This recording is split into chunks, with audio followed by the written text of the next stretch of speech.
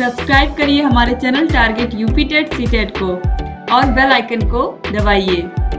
Hello friends, मैं रेनू स्वागत करती हूँ आप सभी भावी अध्यापक एवं अध्यापिकाओं का आपके अपने channel target UP TET CTET में। आज से आपके डिलेट थर्ड सेमेस्टर का सिलेबस में स्टार्ट करने जा रही हूँ और ये आपका फर्स्ट पेपर है। फर्स्ट पेपर आपका शैक्षिक मूल्यांकन क्रियात्मक शोध एवं नवाचार है, जिसके अंतर्गत सबसे पहले, चूंकि आप सभी को पता है जब हम बच्चों को पढ़ा रहे होते हैं तो पढ़ाने के बाद एक टाइम ऐसा आता है जो हमने पढ़ाया है उसकी हमें जांच भी करनी होती है कि बच्चे ने कितना सीखा। तो उसके लिए हम क्या करते हैं, या तो हम टेस्ट लेते हैं बच्चों का या तो हम एग्जाम लेते हैं। ठीक है, तो इसी के आधार पर यहाँ पर हमें शैक्षिक मूल्यांकन के बारे में पढ़ना है, यानी कि मापन और मूल्यांकन। मापन किसे कहते हैं, मूल्यांकन किसे कहते हैं, इन दोनों में क्या डिफरेंस होता है, इसके बारे में हम पढ़ेंगे। तो शैक्षिक मापन एवं मूल्यांकन की अवधारणा क्या होती है, शैक्षिक मापन का अर्थ, मापन की परिभाषाएं, मापन के तत्व अथवा अंग, मापन के प्रकार, शिक्षा में मापन के क्या आवश्यक पद होते हैं, यानी कि शैक्षिक मापन के कौन कौन से स्तर होते हैं। बहुत अच्छे से आपको पढ़ाऊंगी मैं, बहुत आसानी से आपको ये पूरा का पूरा पेपर समझ में भी आने वाला है। फिर मूल्यांकन का अर्थ, शैक्षिक मूल्यांकन की संकल्पना, मूल्यांकन की परिभाषाएं, मूल्यांकन की नवीन धारणा, मूल्यांकन की शिक्षा में आवश्यकता एवं महत्व, शिक्षा में मूल्यांकन के उद्देश्य एवं कार्य, मूल्यांकन के क्षेत्र, इन सभी के बारे में हम पढ़ेंगे।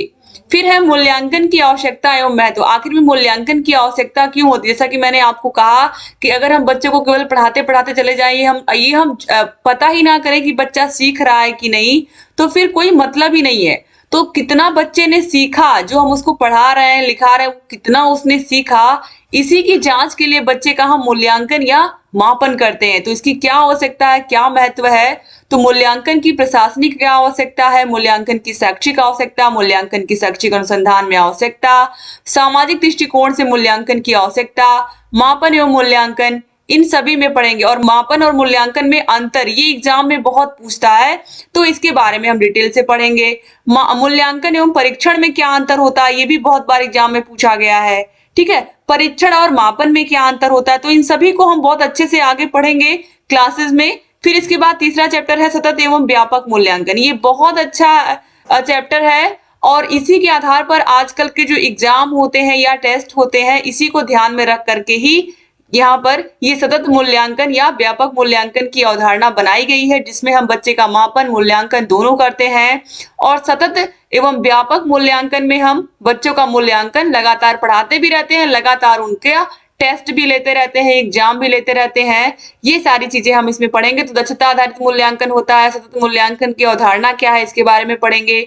व्यापक मूल्यांकन का अर्थ, व्यापक मूल्यांकन के विभिन्न पक्ष, सतत मूल्यांकन का महत्व, सतत मूल्यांकन की विधियां, सतत मूल्यांकन की कार्यप्रणाली तथा सोपान और सतत मूल्यांकन के क्षेत्र, इन सब के बारे में हम पढ़ेंगे तीसरे चैप्टर में।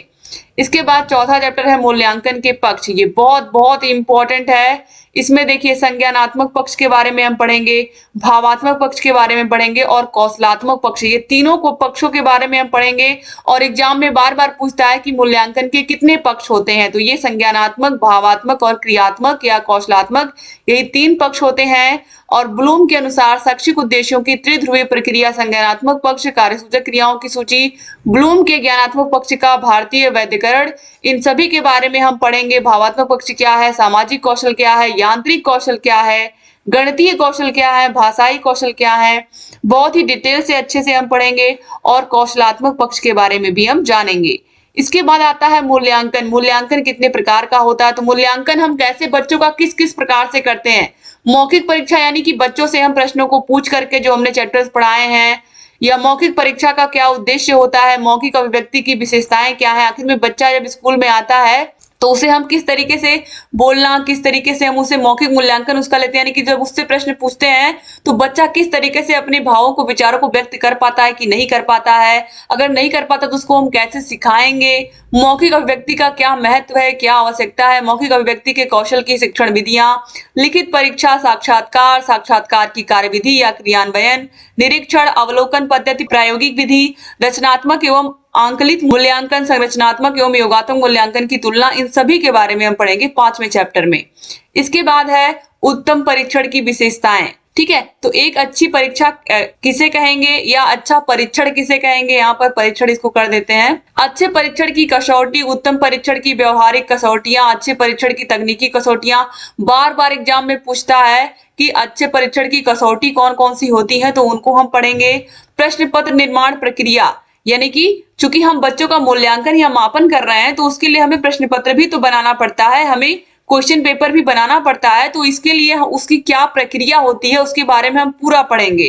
तो परीक्षण योजना बनाना, परीक्षण के प्रारंभिक रूप की तैयारी करना, परीक्षण के प्रारंभिक रूप की जांच करना, वस्तुनिष्ठ परीक्षण, वस्तुनिष्ठ परीक्षण पदों के प्रकार, निबंधात्मक परीक्षा, निबंधात्मक परीक्षा प्रणाली में सुधार के लिए सुझाव। ठीक है, किस किस प्रकार के प्रश्न, जैसे बहुविकल्पीय प्रश्न हो गए, लघु उत्तरीय प्रश्न हो गए, अति लघु उत्तरीय प्रश्न हो गए, प्रश्न पत्र निर्माण की प्रक्रिया, ब्लूप्रिंट बहुत एग्जाम में पूछता है। इन सभी के बारे में हमें अच्छे से पता चाहिए कि हम जब बच्चों का पेपर बना रहे हैं, क्वेश्चन पेपर बना रहे हैं एग्जाम के लिए, तो किस तरीके के प्रश्नों को रखें जो प्रश्न ऐसे हो कि बच्चों के विचारों को भी उत्तेजित करें और उनके अंदर जो क्रिएटिविटी छिपी हुई है वो भी दिखे। शैक्षिक उद्देश्यों के अनुसार प्रश्नों के पक्ष, इन सभी के बारे में हम पढ़ेंगे। फिर है मूल्यांकन अभिलेखीकरण। तो मूल्यांकन प्रक्रिया में अभिलेखीकरण का महत्व, अभिलेखीकरण का संज्ञानात्मक पक्ष, संज्ञान सहगामी पक्ष का अभिलेखीकरण, सतत मूल्यांकन, दैनिक, साप्ताहिक, मासिक, षटमासिक, वार्षिक मूल्यांकन में पुनर्बलन। यानी कि यहाँ पर कहा जा रहा है कि जब हम बच्चों का हमने मूल्यांकन कर लिया या मापन मूल्यांकन करने के बाद बच्चों का कौन सा बच्चा कितना नंबर लेकर के आया उसको हम पूरा चढ़ाते हैं, बच्चे की डायरी में चढ़ाते हैं या फिर उसका जो रिपोर्ट कार्ड बनाते हैं उसमें चढ़ाते हैं। तो ये सारी प्रक्रिया भी मूल्यांकन के बाद जो अभिलेखीकरण होता है तभी तुम्हें पता चलता है कि कौन सा बच्चा फर्स्ट है, कौन सा सेकंड है, कौन 5वें स्थान पे, कौन 10वें, कौन 15वें। जब हमने लिखा होता है पूरा, उसका अभिलेखीकरण किया होता है, कहीं ना कहीं नोट किया होता है, तभी हम बता पाते हैं कि कौन सा बच्चा किस स्थान पर है, या पिछली परीक्षा में कौन सा बच्चा किस स्थान में था, इस परीक्षा में कौन सा बच्चा क्लास में किस स्थान पर है। इसके बाद निदानात्मक एवं उपचारात्मक शिक्षण, तो ये बहुत आसान है, मैंने बार बार आप लोगों को सेकंड सेमेस्टर में भी बताया है। तो निदानात्मक परीक्षण और उपचारात्मक शिक्षण, तो यहाँ पर आप शिक्षण ही समझिए यहाँ पर, ठीक है। तो देखिए जो शिक्षण होता है, अगर हम निदान की बात करें तो निदान का मतलब होता है डायग्नोसिस, यानी कि हम बच्चे को क्या प्रॉब्लम है, उसको किस चीज में प्रॉब्लम है, हमने सिर्फ ये पता लगा लिया कि बच्चे को अंग्रेजी में प्रॉब्लम है या गणित में दिक्कत है, आखिर में समस्या है कहाँ। जब हम समस्या का पता लगा लेते हैं तो ये हो जाता है निदान। और जब हम उस समस्या के कारण का हल ढूंढते हैं, यानी कि अगर बच्चा अंग्रेजी में कमजोर है तो उसका इंग्लिश हम कैसे अच्छा कर सकते हैं, उसको हम किस तरीके से उसको हम इंग्लिश को पढ़ना सिखा सकते हैं, किस तरीके से इंग्लिश के वर्ड मीनिंग जो होते हैं उनको याद करवाएं कि बच्चा आसानी से उसको कुछ टफ ना लगे, ठीक है। अब इसी प्रकार से हम अगर मैथ में कमजोर है तो उसको सवालों का हम बार बार क्या कराएंगे, प्रैक्टिस करवाएंगे। जितना प्रैक्टिस करवाएंगे वो उसका उतना ही वो सब्जेक्ट अच्छा होगा। यानी कि हम उसका आप क्या कर रहे हैं, उपचार कर रहे हैं। पता लगाया कि वो इंग्लिश में कमजोर है या मैथ में कमजोर है बच्चा, अब उसको हम क्या कर रहे हैं, एक्सरसाइज के माध्यम से उसको याद करवा रहे हैं, उसको एक्सरसाइज उसको प्रैक्टिस करवा रहे हैं, जिससे बच्चे का जो सब्जेक्ट है वो अच्छा हो जा रहा है, ठीक है। तो इस तरीके से यहाँ पर ये जो होता है उपचारात्मक, इसमें हम बच्चे को अभ्यास के माध्यम से उसके विषय को की कमजोरी को दूर कर देते हैं। तो यही होता है उपचारात्मक शिक्षण, पता लगाना, निदान, उपचार करना, यानी कि उसकी कठिनाई को दूर करना ही उपचारात्मक शिक्षण। तो निदानात्मक शिक्षण का अर्थ एवं परिभाषाएं, निदानात्मक परीक्षण की विशेषताएं, निदानात्मक परीक्षण के उद्देश्य, उपयोग एवं महत्व, निदानात्मक परीक्षण एवं उपलब्धि परीक्षण में के अंतर, निदानात्मक समस्याओं से संबंधित कारण, शैक्षिक निदान के लिए आवश्यक सामग्री, निदानात्मक परीक्षण के क्षेत्र, निदान प्रक्रिया, उपचारात्मक शिक्षण, निदानात्मक और उपचारात्मक शिक्षण के परिणाम, ये सभी हम पढ़ेंगे और डिटेल में पढ़ेंगे और अच्छे से पढ़ेंगे। फिर क्रियात्मक शोध पे आते हैं। ये बहुत ही आसान सा चैप्टर है क्रियात्मक शोध, क्योंकि सिंपल सी बात है, हम किसी भी संस्था में जॉब कर रहे हैं या हम वहां पर रोज काम करने जा रहे हैं तो उसमें कुछ ना कुछ समस्याएं आएंगी। जैसे स्कूल में जा रहे हैं, किसी फैक्ट्री में जा रहे हैं, किसी कल कारखाने में काम कर रहे हैं हम, कि किसी भी संस्था में काम कर रहे हैं तो वहां पर कुछ ना कुछ छोटी बड़ी समस्याएं आती हैं। अब जैसे हम स्कूल में पढ़ा रहे हैं तो अगर हम छोटे क्लास के बच्चों को पढ़ा रहे हैं तो अगर हमारे क्लास में 30 बच्चे हैं तो 30 में से कुछ ऐसे मान लीजिए 15 बच्चे ऐसे हैं जिन्हें मात्रा लगाकर सही से नहीं पढ़ पाते, या छोटा ऊ बड़ा ऊ की मात्रा या छोटी ई बड़ी ई की मात्रा में वो कंफ्यूज रहते हैं। तो ऐसे बच्चों के लिए हम कौन सी ऐसी विधि ढूंढें, यानी कि हमारी समस्या है ना कि हमारे सामने ये समस्या आ रही है टीचर के सामने, तो वो उसे कैसे दूर करेगा। यानी कि क्रियात्मक शोध यही कहता है कि समस्या हमारी और हल भी हमारा। अगर समस्या हमारी है तो उसका हम एक सुव्यवस्थित तरीके से उसका हम हल भी ढूंढेंगे। तो क्रियात्मक शोध का अर्थ एवं परिभाषा, क्रियात्मक अनुसंधान की आवश्यकता, क्रियात्मक अनुसंधान के उद्देश्य, क्रिया शिक्षा में क्रियात्मक अनुसंधान का महत्व, क्रियात्मक अनुसंधान के लाभ या महत्व, क्रियात्मक अनुसंधान का क्षेत्र, क्रियात्मक अनुसंधान की विशेषताएं, क्रियात्मक अनुसंधान और आधारभूत अनुसंधान में अंतर, क्रियात्मक शोध के चरण एवं प्रारूप, क्रियात्मक अनुसंधान का संपादन, अभिलेखीकरण, इन सब के बारे में हम पढ़ेंगे। इसके बाद है लास्ट चैप्टर, शैक्षिक नवाचार। तो नवाचार का मतलब होता है कि शिक्षा में हम कौन कौन सी विधियों का, कौन कौन सी ऐसी चीजों का प्रयोग करें जिससे बच्चों के अंदर नवीन विचार आए, या जिससे बच्चों का जो पढ़ाई हो बच्चों की वो आसान। जैसे आज के समय में आप देखोगे बच्चे, जो टीचर्स हैं वो बच्चों को गा करके, डांस करके या इस तरीके से बच्चों को पढ़ाते हैं, कविताओं के माध्यम से, कहानियों के माध्यम से बच्चों को कोई भी टॉपिक इंटरेस्टिंग माध्यम से बना करके पढ़ाते हैं। तो यही होता है नवाचार। तो नवाचार का क्या अर्थ है? परिवर्तन एवं नवाचार में संबंध, परिवर्तन और नवाचार, शैक्षिक नवाचार एवं शिक्षा के नूतन आयामों की आवश्यकता, नवाचारों का महत्व, शैक्षिक नवाचार के क्षेत्र, शिक्षण अधिगम, मूल्यांकन, प्रार्थना स्थल की गतिविधि, पाठ्य सहगामी क्रियाकलाप, सामुदायिक सहभागिता, विद्यालय प्रबंधन, विषयगत शिक्षा, कक्षा शिक्षण एवं समसामयिक दृष्टांत, ये सब हम पढ़ेंगे शैक्षिक नवाचार में। तो इस तरीके से यहाँ पर आप लोगों ने सारे के सारे चैप्टर्स देख लिए क्रियात्मक शोध में, या शैक्षिक मूल्यांकन, आपका जो फर्स्ट पेपर है शैक्षिक मूल्यांकन, क्रियात्मक शोध एवं नवाचार।